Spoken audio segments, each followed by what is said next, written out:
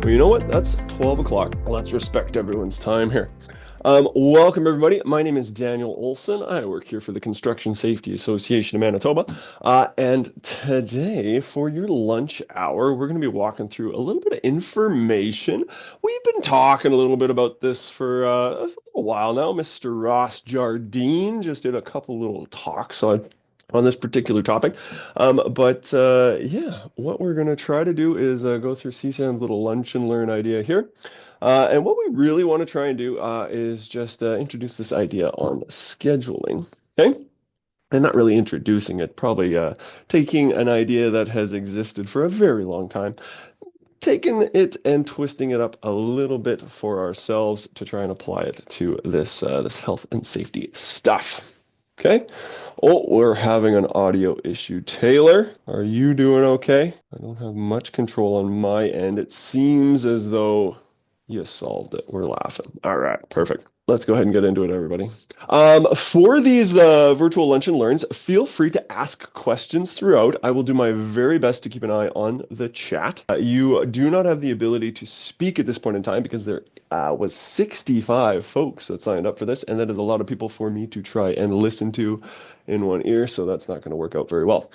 So if you do have any questions, please feel free to put it into the chat. Even if we've moved on to the next slide or something like that, please feel free to still press enter. We will do our very best to keep track of things and answer those questions. If I do not get to your question or you do not feel comfortable asking it in the chat, but you would still like additional information, please feel free to send myself an email. My email is daniel@constructionsafety.ca. Okay, feel free to reach out to myself, Megan Story, safety@constructionsafety.ca. That's another email, and we will do our very best to answer your questions. Cool. Let's get into it. The title is scheduling risk. All right, let's get into it. So what we really want to try and do is understand how your project schedule could incorporate the health and safety stuff, the risks, the hazards, the problems, whatever language you like. We want to understand how to categorize the risks associated with our work to better communicate it to the stakeholders that we might be dealing with. And then ultimately, we want to build out this plan before the work ever starts to try and answer as many questions as possible. But we don't want to leave it there. We want to take that information. We want to build something even after the project is completed. We want to take this schedule. We want to take the actionable information that was produced throughout the entire project. And then we want to build some reference material so that we can hopefully take that information that we spent a bunch of time, money, and effort in producing and use it to help us, you guessed it, schedule the next job. So hopefully we're not leaving things behind. We want to try and have a little bit of continuity within the systems that we are developing. Okay, and so to start things off, I like to start off a lot of talks with this. This is probably going to be some refresher material for a bunch of you NCSOs out there that haven't taken a class in a minute, huh? Or maybe you've attended the conference. Hey, that's a great way to get into it, okay?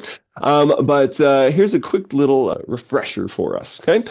We want to introduce the Workplace Safe and Health Act and its regulations really quickly because this is going to give us the lens that we want to look at this schedule through. That's kind of the idea here, okay? And so the objects and purposes of the Workplace Safety and Health Act are to secure workers and self-employed persons from risks to their safety, health, and welfare. We don't want to assume what words mean. We want to know what words mean. We're going to take a look at those definitions in a second. Arising out of or in connection with activities in their workplaces. Everybody, I want you to think about T4 employees. I want you to think about contractors that you are allowing to be in your workplace. That's what this first bullet point applies to. T4 employees, volunteers, just about anybody that you're allowing to be within the workplace. That's who I want you to think about there. Okay? For the next one here, To protect other persons from risks to their safety and health arising out of or in connection with activities in workplaces. Okay, if the first bullet point, here's a little interaction with everybody, time. If the first bullet point here refers to T4 employees, as well as contractors that we're allowing to be on our property within our workplace, who do you think other persons might be? Let's get an answer or two in the chat here. Who do you think other persons might apply to? What do you think? Bystanders, very good. Suppliers, very good. They're kind of in the middle, aren't they, Rob? We kind of want them there, right? But they're going to be there for a shorter period of time. But that's a good one. The general public, fantastic.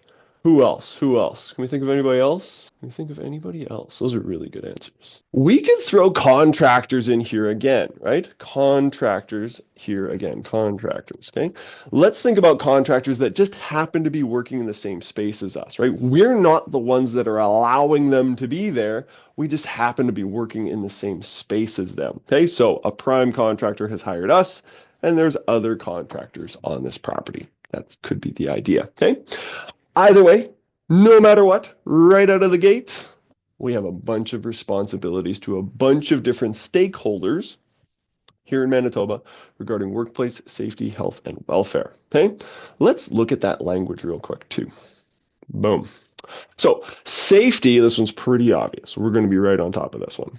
Safety, it means the prevention of physical injury to workers and the prevention of physical injury to other persons arising out of or in connection with activities in the workplace. Health means the condition of being sound in body, mind, and spirit, and shall be interpreted in accordance with the objects and purposes of this act. So I want you to think workplace stresses, the mental health sides of things. Okay? Now, you might have thought right out of the gate that welfare meant the mental health, workplace stress sides of things. That is not the case. Welfare means the conditions or facilities in or near a workplace provided for the feeding, rest, hygiene, or sanitary requirements of a worker. Or in other words, everything that a human being needs to function as a human being. Potable drinking water, access to washrooms, clean place to change my clothes, so I'm not dragging asbestos dust back into my house for my kids and my pets to roll around in. That shouldn't be happening ever. Don't be doing that. Okay? But this is the lens that we want to look at things through regarding safety and health here in Manitoba. Okay? And we're going to try and apply this to our schedule. Okay? That's going to be the idea. And to apply it, we want to have a direction. We want to have a direction. Okay? And so we're going to start with this direction, right? Where are we starting all this health and safety stuff for our business? Well, it starts with our employer. It starts with the employer. And so we get 2 full pages right out of the gate within the Act, and then further information regarding the employer's responsibility throughout our regulations.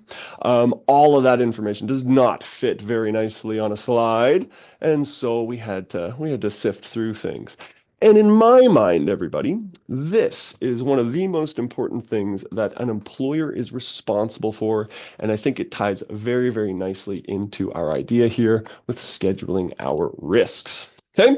And so every employer needs to provide workers with the information, instruction, and training to ensure the safety and health of the worker when the worker begins performing a work activity, when the worker performs a different work activity that they were originally trained to perform, or when the worker is moved to another area that has different facilities, procedures, or hazards. Okay? Or in other words, before work starts, if the scope of the work changes or if the location changes, our employer has a responsibility, a legal duty, to provide us with information, instruction, and training. Okay? Now, does that mean that they've got to provide us with a full-blown course every single day? Is that what this is asking for? What do we think? Is that what this is asking for? A full-blown course before we start every workday? What do we think? Oops. What do we think? Absolutely not. That would be absolutely astronomical. That would be a bit of a problem. Of course not. Of course. Okay. This is where we get this idea of this risk assessment, right? This hazard assessment, field level risk assessment, FLHRA, task card, start card, whatever language you like. This is essentially where this is kind of starting. Before we are going to be asking human beings to do things for us, employers, We want to make sure that they have a decent understanding of how it is that we want our products and services provided. We want to understand the costs associated with providing quality products and services.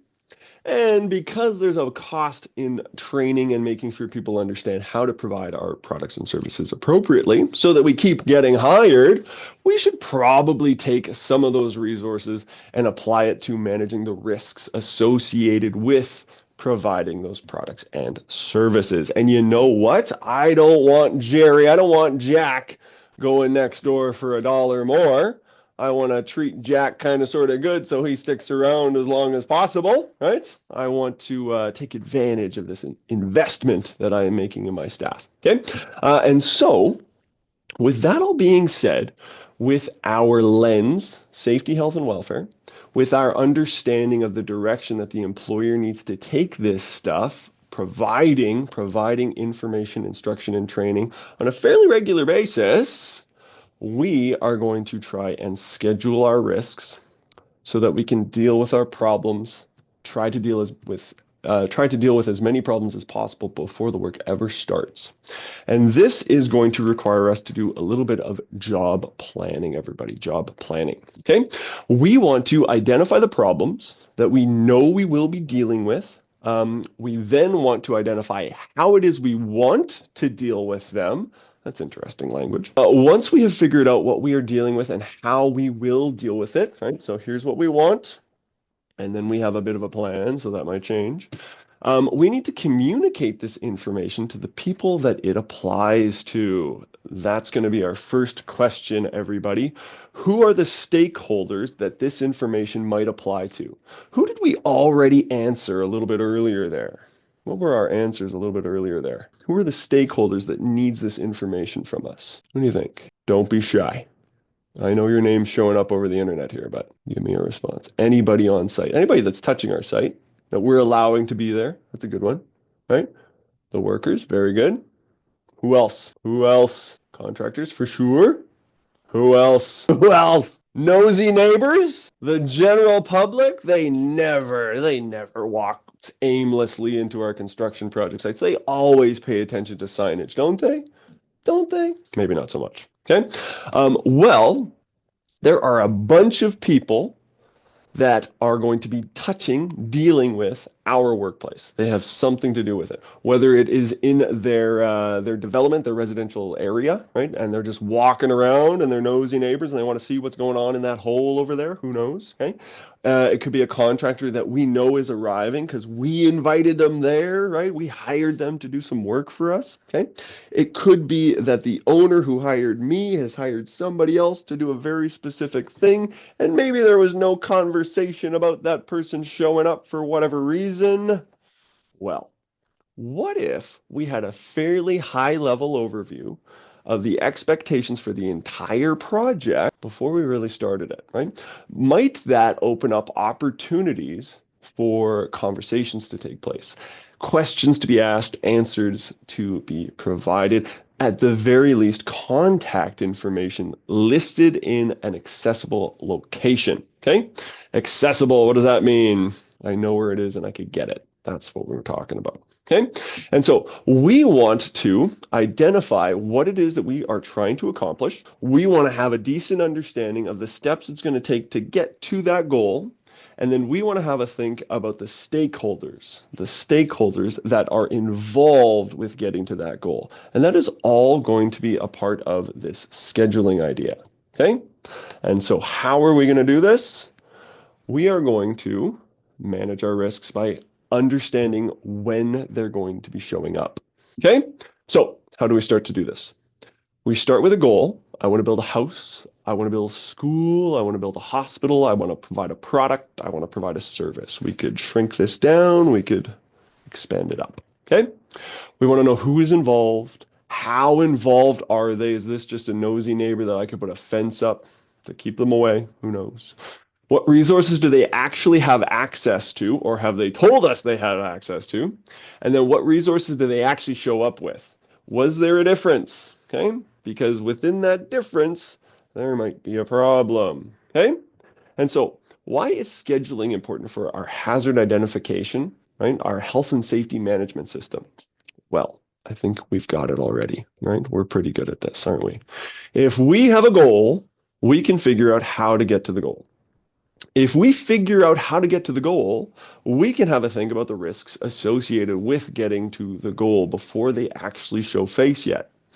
If we have a think about the risks associated with getting to the goal, we can have a think about what to do about those risks, the control measures, right? Better yet, I can have access to the resources that I think I'm going to need before I think I'm going to need it. Okay? And if I do that, if I have this plan, I just might have the resources necessary to do things as appropriately as possible. We as human beings, we tend to make things as easy as possible for ourselves, don't we? Even when we forget something, right? We tend to just use whatever is available. Convenience bias. What's the easiest way that I could get this done right now? That's the problem, isn't it? Okay? Well, let's figure this out. What does an electrician use as a hammer, everybody? What does an electrician use as a hammer? What do you think? His drill, yeah. His lineman, his pliers, their pliers. Okay? Yeah, absolutely. Not a hammer. Not a hammer. Very rarely. What does a plumber use as a hammer? What does a plumber use as a hammer? What do you think? What does a plumber? His pipe wrench. Yeah, that's right. Apprentice. There it is. Yeah. What does a drywaller use as a hammer? Forehead. I'm just kidding. I'm just joking. Okay. The problem here, everybody, is if we don't have access to the thing we need right then and there to do the thing that we need to do, well, we're going to use whatever is available to us right then and there. Okay? Because that's just what human beings do. That's what we do. Okay. And so a part of this scheduling idea is making sure that we have access to the stuff that we know for a fact we're going to need. Okay. And so let's talk about this. Let's try and put a strategy together, everybody. We are going to look at a little bit of a schedule today. Okay. Has anybody heard this language before? Pull plan, pull planning. Okay, this has been used for decades, for years and years and years within project management. What we're trying to do here is we want to be a part of the conversation within the health and safety game here. When we are planning our jobs based off of the milestones, the tasks, the work, the things that are being installed or taken away or whatever it is, when this is being planned out, we want to also, on top of it, just have a quick think about the risks associated with this work. Okay, now that can be cumbersome. I can completely understand how cumbersome that is. And the fact of the matter is, things are going to change on a daily basis once we start getting into the game. Okay, and so we are going to peel back. We're going to peel back a little bit. We are going to look at the big bads. The big bads, the confined spaces. We want to know when and where a confined space is on our construction project site. We want to know when and where the staff are going to be working at heights. We want to know when and where people are going to be locking things out when we are working with power mobile equipment. Okay, where are the big dangerous things that happen in the construction industry? Okay, I'm not trying to say that slips and trips aren't dangerous or problems. Of course they are. Okay, but if somebody's going to fall and slip on their butt, right, that's a little different than falling from heights or something happening within a confined space. And if we find ourselves having to enter a confined space and we don't have all the things in a row to line ourselves up to do it absolutely safely, well, unfortunately, sometimes we find ourselves going into those spaces. Human beings find themselves going into those spaces without being prepared for it. Okay, and so we want to make sure that we have access to the resources necessary to do our jobs as safely as possible. And so what pull planning does, I apologize, what pull planning does is we start with a goal. We start with a goal, and we work our way backwards. We work our way backwards. The intent with working our way backwards is to try and have a think about what has to happen before what has to happen. Okay, and then we can move forwards, right? We can go back through our plan to make sure that it actually makes a bit of sense, okay, in terms of identifying problems and getting the work done ultimately. Okay, and so we have a little game for you. Okay, go ahead, everybody, go ahead and sing the ABCs in your head real quick. A B C D. Yeah, you got it. Okay, absolutely. Right, you're probably done already. Jack's done for sure. Jack's done. Okay. Try to do it backwards. Try to do that backwards. I don't know if I could. Well, you know what? I could. I could do it. I could absolutely do it. I could write it down. I could make sure that I did it properly. Okay. I can go back forward through my ABCs that I wrote backwards to make sure that I was correct. And if I was not correct, I can make that correction. That's the same idea. It's the same idea with our scheduling, with our pull planning idea here. Okay. We want to start with a goal. We want to work our way backwards. We want to work our way forwards with our schedule to make sure that we didn't miss anything. Because if we miss things while we're trying to get stuff done, rush, rush, rush, right? We have problems. We didn't have enough resources. We start making mistakes. I don't know about you guys, but my jacket only ever gets caught on the doorknob when I'm in a rush out of the room. Okay? And so rushing creates additional problems. Okay? So let's practice this before we get into a big one. We're going on a trip, everybody. We're going on a plane. We're getting on a plane. We're going to take a trip. Where are we going? Let's get some work backwards is easy. Yeah, forwards is hard. Yeah. Where are we going on our trip, everybody? Where are we flying to? Where are we going to? Where are we going on our trip? Vancouver. Let's go further than that. I want out of the country. Come on. How did I know that was coming? There we go. We're going to Ireland, everybody. Right? We're going to Ireland, everybody. Okay? Here's our plan. Here's our plan. The goal is to get on the plane. Okay? To get on the plane, I got to walk to the gate. To get to the gate, I got to get through security. To get through security, I got to get my boarding pass. I got to check in. Before I can get my boarding pass or check in, I need to park my car. Park my car.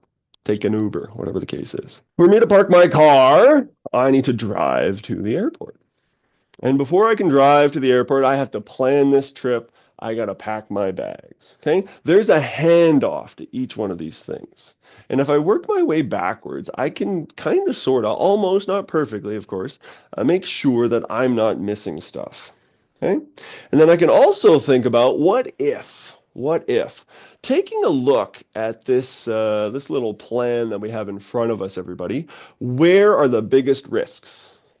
Where are the biggest risks? Where are the biggest problems that we are probably going to run into or possibly going to run into? Where are they? The traffic, the driving. Absolutely, the driving. There's so many factors, there's so many variables. Okay? I mean, even flying these days is a little dangerous. Okay? Getting through security, TSA is a little friendly these days, huh? Absolutely. Okay? But driving, particularly in this kind of weather, of course, our fine Manitoba weather, driving is probably where we have the most risk. And if we are limited by resources, everybody, we want to make sure that we are allocating enough resources to the big bad things. Okay? And we want to know that those big bad things are going to be coming. Okay? And we can find that out. We can think about it. We can take our past experiences and apply to future experiences. Okay, we can take a look at problems that have taken place on previous jobs that are kind of sort of similar. We'll talk a little further on that in a little bit here. Okay, but realistically, on this particular plan, driving is where the big problems are going to be, and we want to make sure that we are taking our time to manage those things. Leaving on time, leaving with enough time. Got the winners on, maintenance of the vehicle. I got my glasses. I can see. I know how to get there. I'm not staring at Google Maps the whole way there. Okay? There are absolutely things that I can do to protect myself as well as the people around me while I'm driving to the airport. And that's what we want to be thinking about with our schedules for our projects. Not just how it is that we're going to get to the goal, but what kind of problems are we going to be up against along the way. Okay? Now, the level of detail within our plan is going to be dependent on the size of the project, the clients that we are dealing with, the contractors that we are dealing with, our own experiences in the past. Okay? Different levels of management, both on the client and contractor side, may prefer different levels of detail within the schedule. Milestones, we can kind of block our project in together with milestones to try and make sure that we have enough time to do things. We also have enough wiggle room to manage changes. Okay? Whenever we are trying to schedule things or manage problems, we always want to have buffers. We want to make sure that we have time buffers. We want to have material buffers. We want to have staff buffers, labor buffers, if at all possible. Okay? But we never want to just bid absolutely down to the minute. Okay, because this is the construction industry and it's entirely possible that something's not going to line up absolutely perfect. There's going to be a problem. Okay, when there is a problem, when there is a delay, we want to have buffers in place to know that we already priced it in. And there's really no need to rush. There's really no need for us to get our jackets caught on the doorknob on our way out of the room. Okay, now we want to take a look at the work itself. You are already fantastic at this. You are already fantastic at this. You have procedures. You have expectations. That's a word that I like to replace a procedure with. Policy, practices, procedures can all be replaced by one word: expectations. This is how I expect our products and our services to be provided. These are the risks associated with providing those products and services. This is the way that I would like it to be provided, so on and so forth. Okay? And we want to take this information and we want to apply it and we want to try and map out how it is that we're going to get to our goal. Okay? And so we can take a look at some information that we have here. The risks associated with the work. Okay? The expected control measures. Okay? What do we have access to already? What might we need access to? The location. Location is very, very important in terms of health and safety management, right? Supplies, of course, very important, right, for the work, but hospital, medical facilities, okay? Access to additional resources, rental companies for equipment to try and manage our problems as easily as possible, very important, okay? We want to have a decent understanding of the contractors involved, what it is that they are expecting to deal with, how it is they are expecting to deal with it, and do we have contact information for the folks that we are probably going to be dealing with on a fairly regular basis. Okay, we want to try and split things up in different phases to allow for our buffers to be used or not used. Right? That's the idea. And then we want to have reference material. Information, drawings, spec books, scope book, workplace health and safety act and regulations, safety management systems, okay? All of these things are established for our businesses to manage the problems that we know about. Okay? And so we are just trying to kind of corral all this information into one location, right? This is nothing new. We are already scheduling problems. We are already scheduling the solutions to those problems. Okay? We just want to make sure that health and safety is a part of that conversation. Very, very important. Now, duration. How long it's going to take for us to provide the products and services that we provide. What's another word for duration in terms of workplace safety and health, in terms of risks, in terms of problems? What's another word that we could use instead of duration? We've got it up on the screen there in parentheses. What's that word, everybody? What's that word? It's exposure. Yeah. How long do we expect this work to take place? What are the problems that we're expecting to deal with? How long are we expecting to deal with those problems? This is our exposure. Again, there's no difference except for the language used here. We want to just change our perspective just very, very minimally. Right? We don't want to make a big change to a system that already exists and functions. Right? We just want to make sure that this is thought about very consistently. Right? Just a little change in our perspective. Okay, so duration should be developed based on the experience, past experience of the trades. We've hired the professional people to do their professional thing. Okay, trade input, historical data. What happened on the last house that we tried to build here, right? We ran into some problems. Are we going to run into those same problems? Okay. Are there differences in how we are going to provide products and services? Do we make a change to those expectations? Okay. Were there change orders that we dealt with in the past? What about unknown unknowns, right? What are things that can pop up out of absolutely nowhere that might affect our jobs? Okay. We're going to talk more about that in a moment. Okay. But let's have a think. Okay. Let's get an idea from the chat here. Okay.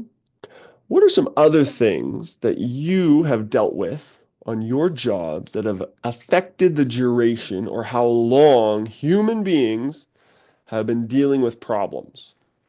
What are some things that you have been up against? Let's get some ideas. Pandemics, that's a great one. What else? Supply chain issues, for sure. That's a hard one to manage, for sure. But good to know about it, if it is a thing. Weather, for sure. Of course. Approval. So third parties looking in. The change orders themselves. Yep. Labor availability. Quality issues. Soil contamination. That's a great one. Budgets, monies. Yeah, absolutely. There's just so many different variables here. And so to add on top of this schedule stuff, the health and safety side of things, right? We really do want to make a small little change here, right? We want to identify the big bad things here. That's really the push here. That's not to say that we're not going to be doing our risk assessments on a fairly frequent basis, and we're going to identify the cuts and the slips and the trips and the falls. Of course, those are still very important, right? But I absolutely want to know that there's a confined space on this project. I absolutely want to know when human beings are working at heights, right? What am I expecting to see when those things are taking place? That's the big goal here. Cool. So with our poll planning idea, not ours, of course, but the idea is this is very, very conversational, right? We want to get the people that are going to be doing the things together in a room and have a conversation about how it is that they want to do things. And so they use these sticky notes, notepads, post-it notes. Each color refers to a specific trade. Okay? Each location is a time within the schedule, right? These expectations, they have had to think about how long it's going to take to do this specific task, this work, okay? And realistically, what we're thinking here at CSAM, what we're thinking about here is for each one of those sticky notes, right, to also include the big bad things. And maybe not all of them are going to have anything on it, right? We're going to leave it to the day because it's too difficult to measure that kind of thing without just doing it on the day, okay? Or the week or the month or something closer, okay? But we absolutely want to know when those big dangerous things are about to take place, okay? We want to flag those. We want to know about it. And so this can get very, very complicated very, very fast. And we want to understand that. With too much information, we kind of freeze. Okay? We kind of freeze. So we want to make sure that we're using those milestones appropriately. We're giving ourselves enough time to outline and manage the problems that we know for a fact we're going to be dealing with. Okay, and because we know for a fact we're going to be dealing with them, we want to make sure that we absolutely have access to the resources necessary to manage those things. Very cool. Okay, now we're going to hop out of our slides for a second here, a little bit here, and we're going to look at an inventory. We're going to look at an inventory of jobs. Okay, of work to try to get done so that we finish our product. Okay, the product that we are going to provide is a house, everybody, a house. Okay, so suspend reality. All you home builders out there, I might have made a, it might not be absolutely perfect, but we're going to take a look at it. Okay, but we want to have a think about relationships throughout the job. Okay, what trades are going to be on site at the exact same time? That sounds like they should have access to each other's contact information, right? If we identified that. Okay? Who is going to be on site and then who's coming right after them, right? That's a great conversation to have as well. Who is going to succeed the trades? Who was here before, right? What were they supposed to do? What did they actually do? Are there any problems? Can we keep track of these things? Okay. And if we do that kind of sort of good, and we keep track of it, okay, we can take this information and we can learn. When we set an expectation and we don't quite meet it, that's not a crazy problem. That's an opportunity. That's an opportunity for us to learn. Okay, so let's take a look. I'm going to hop out of my slides for a second here. Okay. And dun, dun, dun, dun. Just going to make sure everybody sees my whiteboard, right? Just want to make sure. Everybody sees my whiteboard? Fantastic. Now, Zoom has its own whiteboard thing. To be perfectly honest with you, I don't know how to use it. So I like to use Microsoft Whiteboard. This is what this tool is. And I use this for our online courses, virtual courses as well. Okay. But in front of everybody, this is our inventory. This is our inventory of tasks, of things that we know for a fact have to take place for us to get to our goal. Now, where's my pen? Where's my pen? The idea here, everybody, I'm going to draw a little line here. I have a goal. Okay, this is my goal. Goal. Boop, boop, boop, boop, boop, boom. I want to work my way back to figure out what absolutely has to happen and before what, okay? And then I want to go back towards it to make sure that I didn't miss anything, right? So I want to sing the ABCs, Okay, I want to have a decent understanding of what's going on. I want to try and mark it out backwards to see if I can do it kind of sort of good at all. And then I want to work my way forwards to make sure that I was correct or not. And if I wasn't, I'm not in trouble. I'm just going to correct it. We're going to identify that problem before the work ever starts. Fantastic. Okay, now working our way forwards, this is fantastic for the client. This is fantastic for the prime contractor because they get to show to their client, the person that hired them, that we have this plan to get your product up and running. Absolutely, this is fantastic. Okay, but working backwards, right? Step by step, right? Who's coming in at this point in time? Who's coming in next? Who was here before? Who's at the same time? Okay, this information is so valuable to the trades.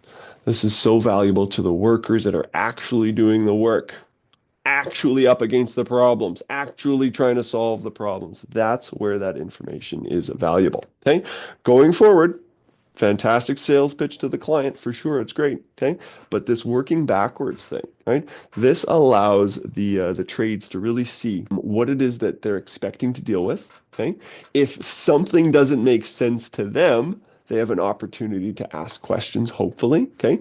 Has anybody heard of the 3Ds before? The 3Ds. The 3Ds. That stands for dumb, dangerous, or different. Dumb, dangerous, or different, everybody. Okay? If you staff, if you contractors, if you trades, if you human beings working on my property, if you think something is dumb, dangerous, or different, I expect to know about it. Right? Me, supervisor, I expect to know about it. Okay? Now, we're not calling anybody stupid. We're not calling anybody dumb here. Of course not, of course. Okay? But if something doesn't make sense to you, this is stupid. Why are we doing it this way? Okay? We're not on the same page. There's an opportunity for a conversation to take place, right? To ask a question, to get an answer. Fingers crossed, of course. Okay?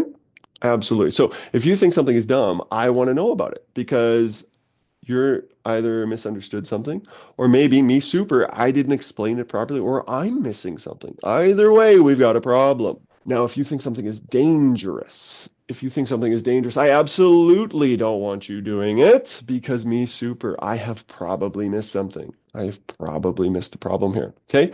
And so we need to take a look at it. And if this is different, this is not normally how we deal with this stuff. Why? What's going on? Okay. There might be a legitimate reason, but again, there's just been this miscommunication. And 9 times out of 10, it's solved by a conversation. Okay. Let's get selfish, everybody. Business selfish here. Okay. It is a whole lot cheaper for me to answer your question than it is for me to fix your mistake. It's what it is. Of course it is. Okay. I would much rather you ask a question and then I can respond. I get to learn that I need to change how it is that I communicate a little bit, maybe, right? Everybody gets to learn a little bit. Okay. But when nobody's asking anything and we just assume that everything's fine, that tends to be where problems arise. Okay. And that's what we want to try and stay away from with our schedule. Okay. Now, this doesn't look very visually appealing. Of course not. Of course, right? This is just a block of information. We got our permits. We were excavating a site here, all the way to landscaping, right? All of these things we've identified what has to happen. Okay. We've got a bit of an order here with our numbers. Okay. Let's change this up a little bit. Let's take a look at something that's a little bit more visually appealing. I have taken those same sticky notes that we just saw, and I've just kind of laid them out here. Okay, I've laid them out for everybody here. Okay, and I've got a bit of a flow here. You'll notice that the numbers don't always go right after each other, right, in numerical order. Okay, for instance, number 3 there, form foundation footings and walls, and then we can backfill, right? And backfill is 15. Okay, we might want to reorganize things. We might want to, maybe we disagree with the flow, right? Install shingles before the roof. That doesn't make sense, right? Those kind of things get to be identified before the work ever starts. Okay, and then we get to communicate with the contractors that we are expecting to be providing these services. Okay, better yet, right here, I know that we are dealing with an excavation, a trench potentially, right? I know that a collapse is entirely possible because we have removed the dirt there. We have removed the soil. So therefore, there is a possibility for a collapse. Okay. We want to take steps to manage that problem. Okay. Absolutely. Okay. We are framing the roof. We are installing shingles. We know for a fact that we are going to be working at heights at this point in time. We know that there's sharp stuff when we are dealing with mechanical or electrical. Okay. We know that there are awkward lifts, awkward heavy lifts when we are installing the drywall. We know all of these things are what we're expecting to deal with. Okay. What kind of information do we then need access to? What kind of resources do we then need access to make sure that we are managing these problems?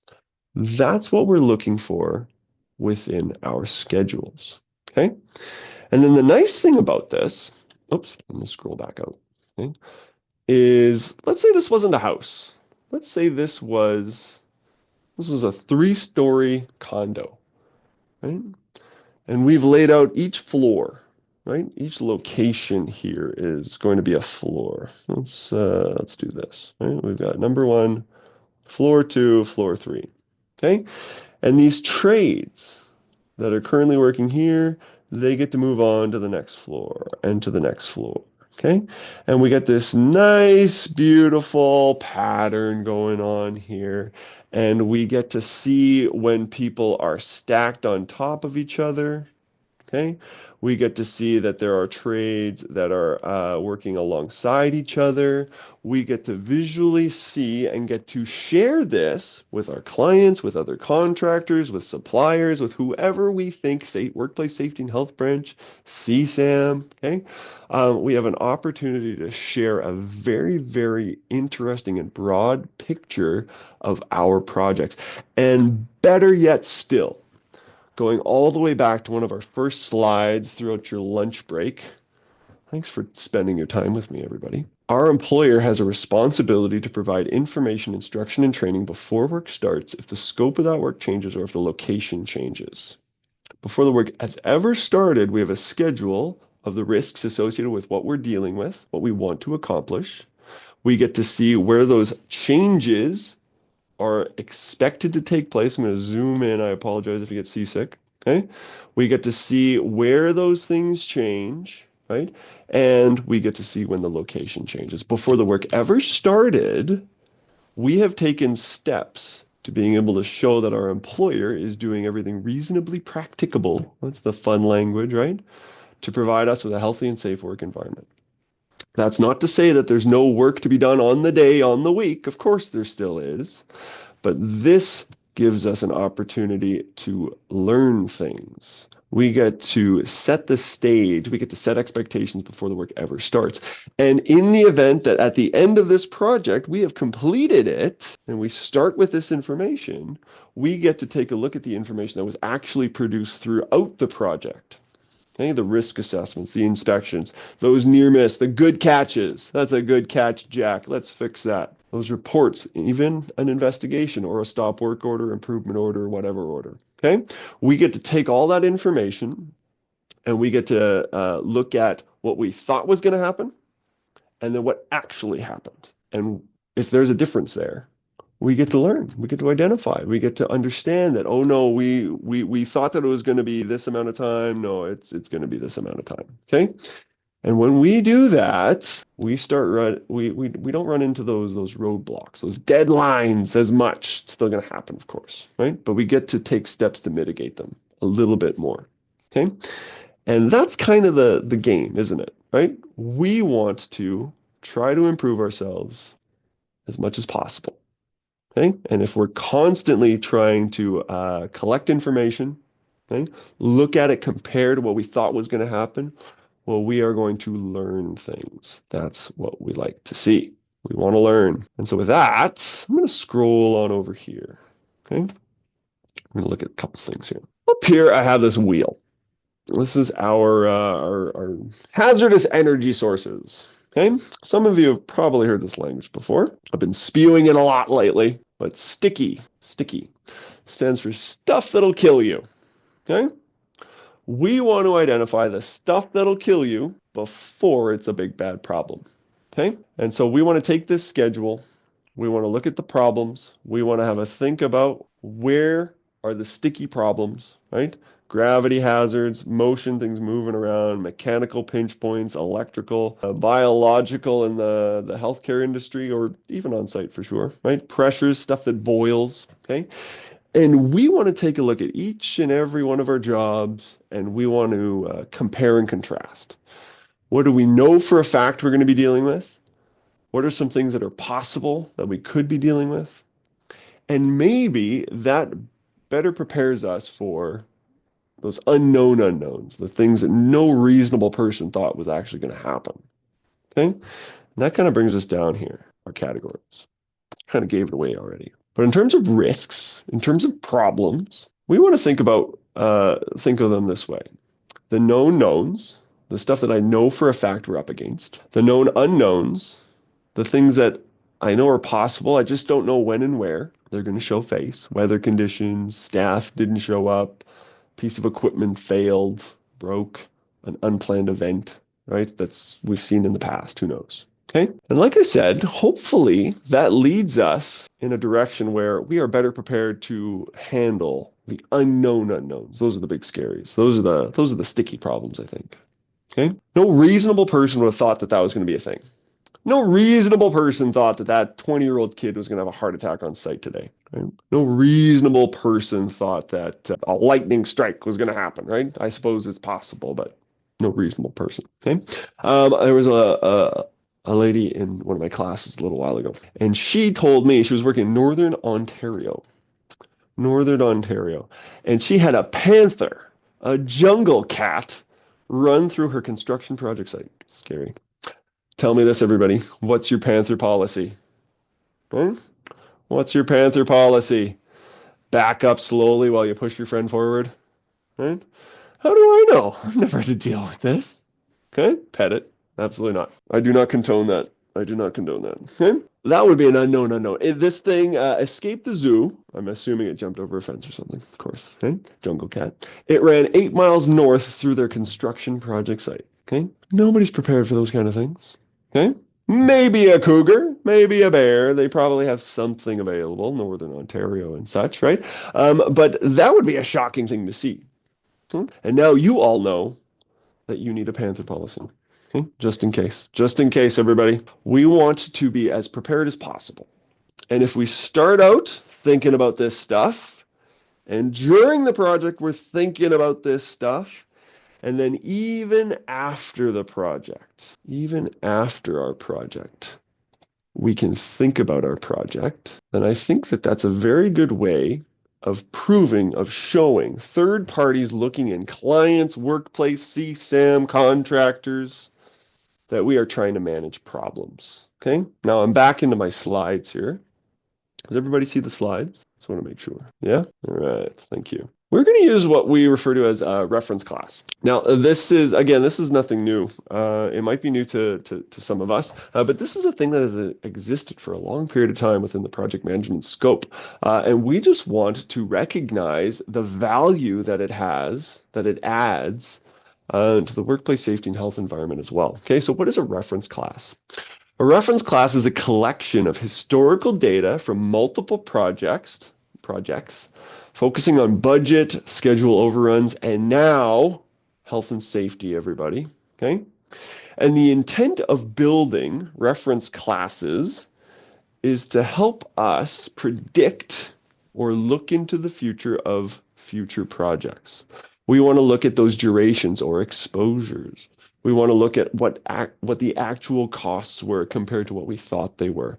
What were the risks that we thought we were up against versus what we were actually up against. Okay? And we want to take this opportunity to learn. Okay?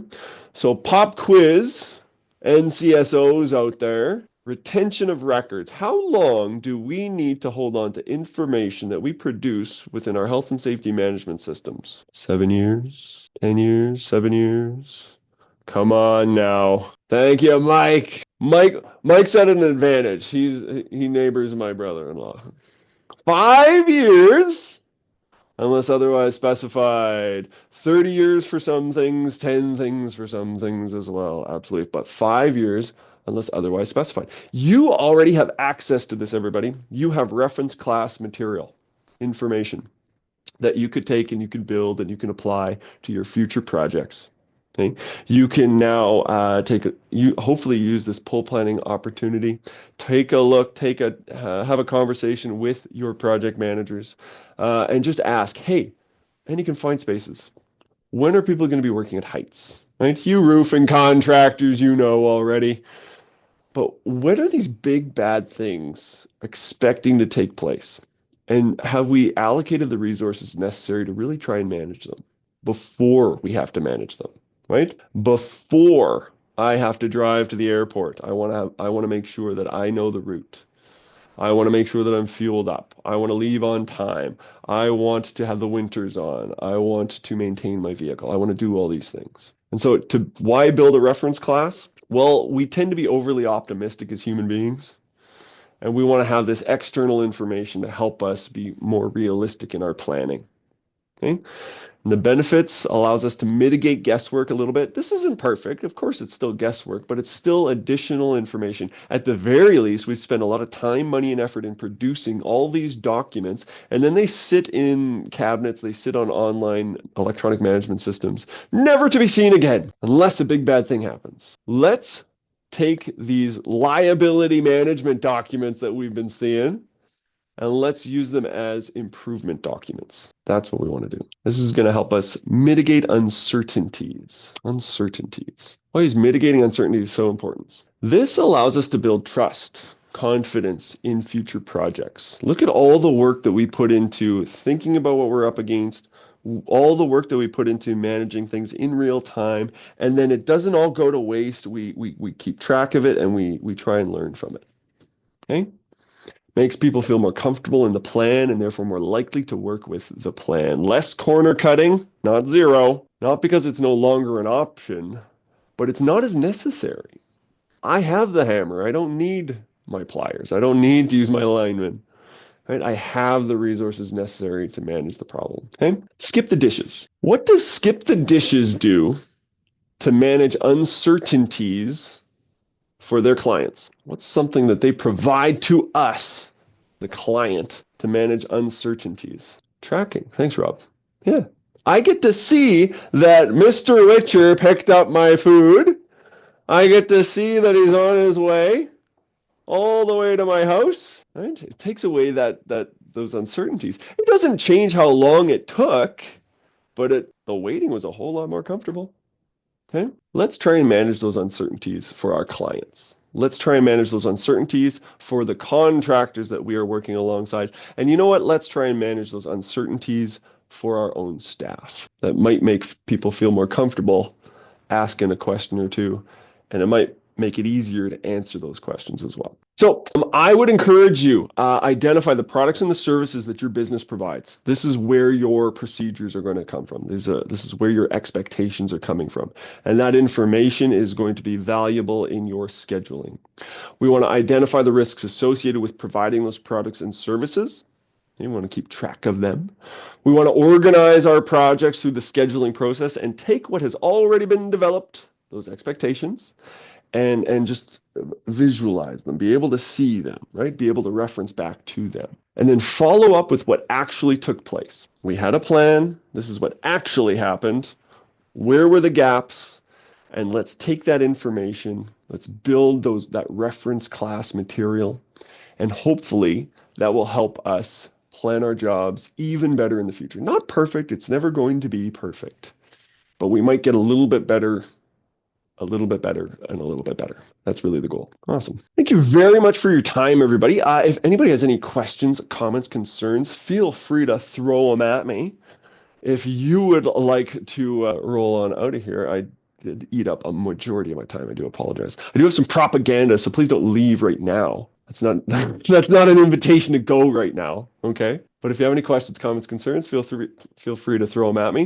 I'm going to roll through some of that propaganda real quick for you. We do have a client portal.